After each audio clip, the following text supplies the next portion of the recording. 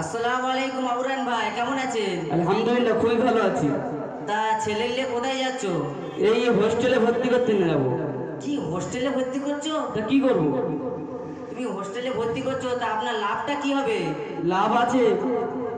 কি লাভ আছে বলো দেখি। এই বড় ছেলে পড়াশোনা করবে, বড় হবে, চাকরি করবে, হ্যাঁ, টাকা আয় করবে, আর আমি তো আর পরে কিছু করতে পারবো না। তাই আমার ছেলের এই টাকা রোজগারে আমার সংসারটা চলবে। ও, তোমার ছেলে তাহলে চাকরির চিন্তা করছো? হ্যাঁ। এখনকার জামানা অন্য, এখন টাকা ছাড়া চাকরি হয় না।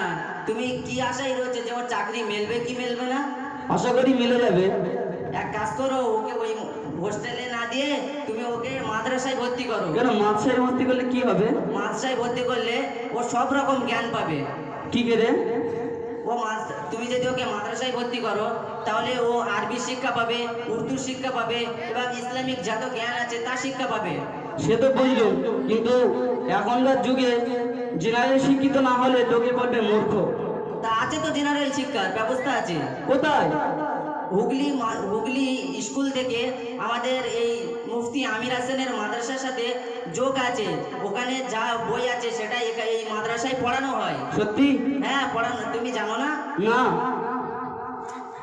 আচ্ছা, তুমি যে একে ভর্তি করতে যাচ্ছ, তাহলে এর ভর্তি ফিস কত নেবে বলেছে? এর 8,000 টাকা বলেছিল। 8,000 টাকা? কেন? তুমি এর শিগগিরই মুফতি আমির হাসানের মাদ্রাসায় নিয়ে যাও। কেন? মুফতি আমির হাসানের মাদ্রাসায় নিয়ে গেলে কোনো বাচ্চাকে যখন নতুন ভর্তি করবে, মাত্র 2,000 টাকা।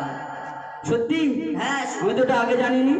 আচ্ছা, তুমি যে ওর হোস্টেলে নিয়ে যাচ্ছ, তাহলে ওর হোস্টেলের মাসের ফিস কত নেবে বলেছে? 2,000 টাকা। মাসে 2,000 টাকা? হ্যাঁ। আচ্ছা, ওর খাওয়া দাওয়ার ব্যবস্থা তাহলে কিরম আছে? খুব ভালো ব্যবস্থা আছে তো তাহলে? হ্যাঁ, সকালে করে ডাল আর রাত্রে গরম ভাত। এ কি, আর 15 দিন গোস্ট হয় না? না, ওই সপ্তাহে একবার। সপ্তাহে একবার? হ্যাঁ। আর আমাদের মুফতি আমির হাসানের মাদ্রাসায় কেমন ব্যবস্থা আছে তুমি জানো? না। আমাদের মুফতি আমির হাসানের মাদ্রাসায় প্রতিদিন গোশ খায়, প্রতিদিন গোশ। তাই? হ্যাঁ। তুমি বাড়ি কত টাকাওয়ালা গোশ খাও? আমি ওই 250 টাকা।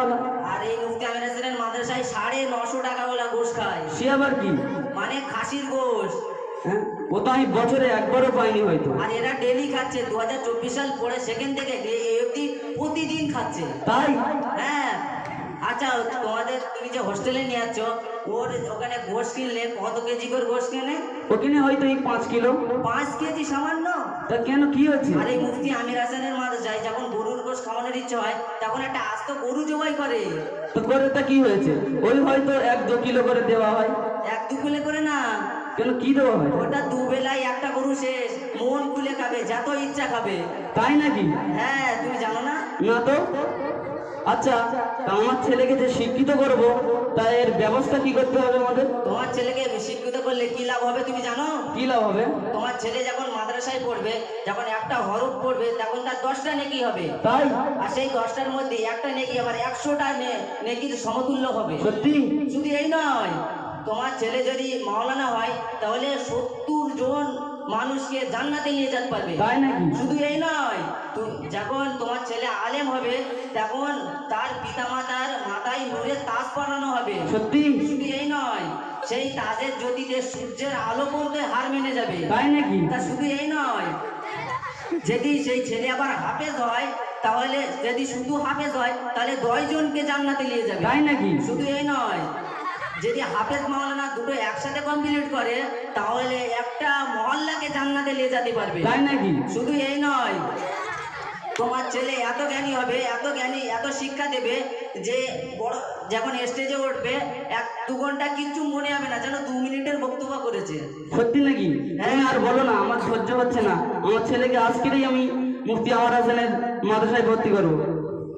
ঠিক আছে, তুমি তাহলে আজ সন্ধ্যেবেলা মুফতি আমির হাসানের সাথে দেখা করো, করে ওকে তাহলে ওখানে ভর্তি করে দাও। আচ্ছা, মুফতি আমির হাসানের মাদ্রাসায় ভর্তি করতে গেলে কি লাগবে?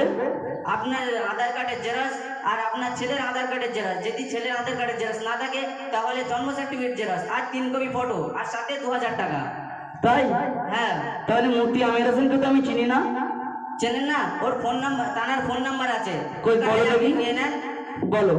925 ঠিক আছে 70 ঠিক আছে। 862 ঠিক আছে এই নম্বরে কল করবেন, মুফতি আমির হাসানের কাছে চলে যাবেন। চলে যাবে হ্যাঁ। সত্যি হ্যাঁ, এই মুফতি আমির হাসানকে কখন পাওয়া যাবে? আপনি যে কোনো টাইম যেতে পারেন, বিশেষ করে সকাল 7টা থেকে 12টা পর্যন্ত তিনি ক্লাস করেন, সেই সময় পাবেন। 5 ওয়াক্ত নামাজও পাবেন, আসরের সময় পাবেন, বা মাগরিবের সময়ও পেয়ে যাবেন। ঠিক আছে, আমি তো সবসময় কাজে বাজে থাকি, ওই মাগরিবের পরে আমি যাব। ঠিক আছে, আপনি ছেলে নিয়ে আসবেন, আমি ওখানেই আপনার সাথে দেখা করবো। ঠিক আছে। আসি, আসসালামু আলাইকুম। ওয়ালাইকুম আসসালাম।